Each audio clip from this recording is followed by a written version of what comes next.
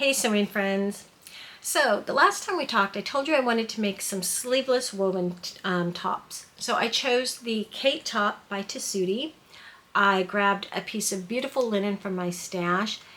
And to be honest, guys, totally nailed it. Beautiful top. Loved it. And then I decided to add some embroidery to it as well. And that's when things started to go wrong. I'm talking unfixable wrong. We interrupt this video for the following special announcement. Hey guys, just a couple of housekeeping items before I get started. Mark your calendars for Sunday, June 22nd, because that's when I'm going to do our virtual spring fashion show. So any of you guys who are sewing things for spring, maybe it's for Mother's Day or for graduation or something special to wear on Father's Day, but whatever you're making for spring, go ahead, take a picture of yourself in it, send it to the polysews22@gmail.com, and we'll go ahead and do a spring fashion show with everybody in their beautiful spring makes. And you don't have to include your face if you don't want to. You don't have to include your name. Just tell me not to use it. But let me know the fabric that you're using, the pattern that you're using, any adjustments that you might have, anything that you might might find of interest to the pattern, or that you would like to know of other people's entries that they do. And then we'll put together a fashion show that I'll post on June 22nd. And now back to your regularly scheduled video.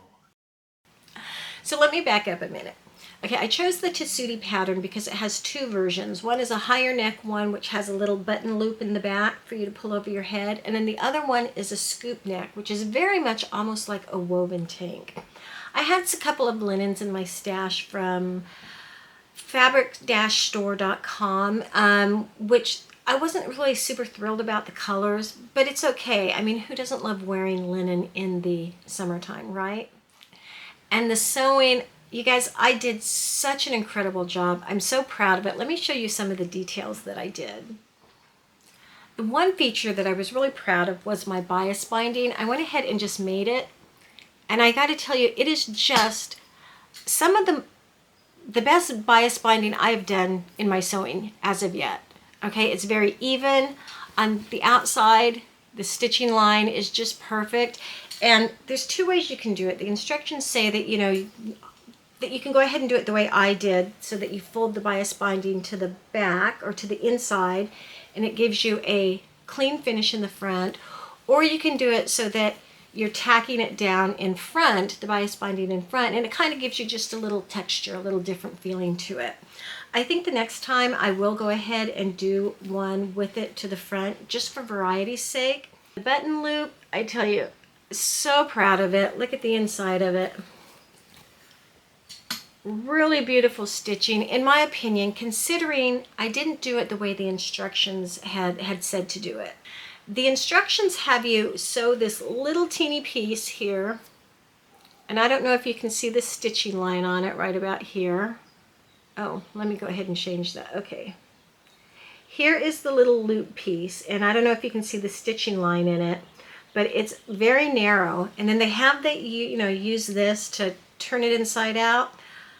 I don't know if you guys have ever used this. I really didn't know how, but there's just no way that was going to work. I could not get it to turn inside out. So if you guys have ever used this, or if you've ever made like spaghetti straps, if you can let me know how you got to turn things inside out on something that is this thin, please let me know. So what I did, it's just sort of the way I was taught to do when I took the Taylor Academy sewing courses, is I took the same piece of linen that I had, folded it in half, and then folded it in half again, and then stitched it. So I would have loved that really cute little loop, but I think this is fine, and yeah, I'm very proud of it. And then another aspect that I really liked was the side slits that I did. I really think that I did a good job, especially with the top stitching. I don't know if you can see that.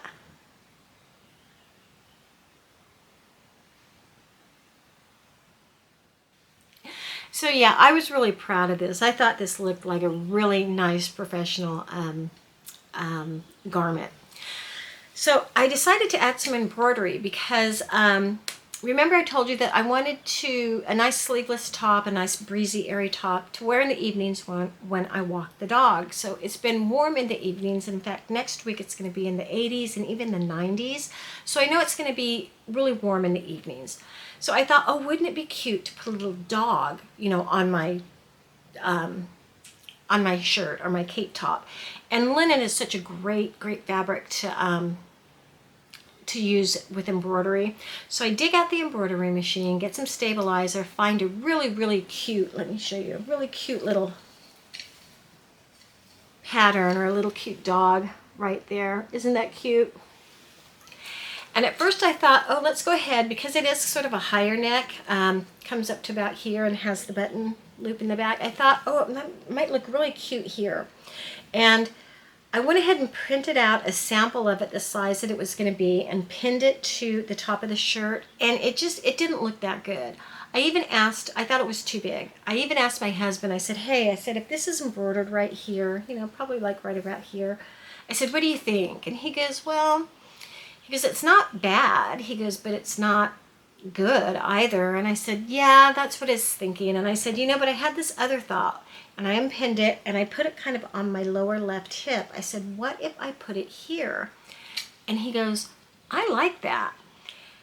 And this is a man who, couldn't tell you the difference between checks and circles, so if he liked it and I liked it, I thought, okay, that might be really cute. So let me go ahead and show you what it could have been. You're going to have to use your imagination, and then I'll tell you what went wrong.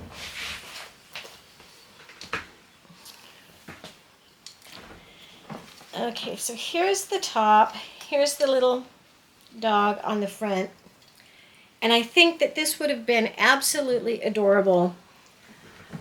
But about 3/4 of the way through embroidering the dog, little doggy, my machine stops, and then I read, it has a little notice that says that my bobbin is low. And I use the Baby Lock Flare, which is a very entry-level embroidery machine. In fact, I think it's Baby Lock's entry-level machine, and I don't even know if they produce it anymore, okay? Yeah. But what's nice about it is that it allows you to go ahead and stop, the machine stops. It allows you to remove the hoop, put in a new bobbin, put the hoop back in, push the button, and it starts up exactly where it left off. And so, I went ahead and did that. And after everything was complete and I took it off, I realized that's probably when this mistake happened, because what I did is I didn't make sure that the back of the garment was separated from the front. And look what I did. I can't even get the hoop off because the back here got embroidered to the front.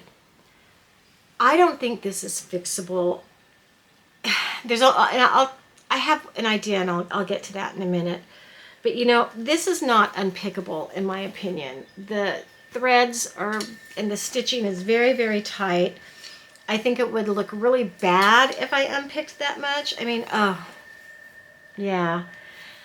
The only thing that I can think of, and if you guys have a better idea or another idea, let me know, is to just go ahead and cut this off right where the mistake is, and then just add the rest of the top as a band. I have enough fabric, so I can just go ahead, the part that I cut off, I can just make a piece however inches long it needs to be and just reattach it, and that way it'll kind of look like a band.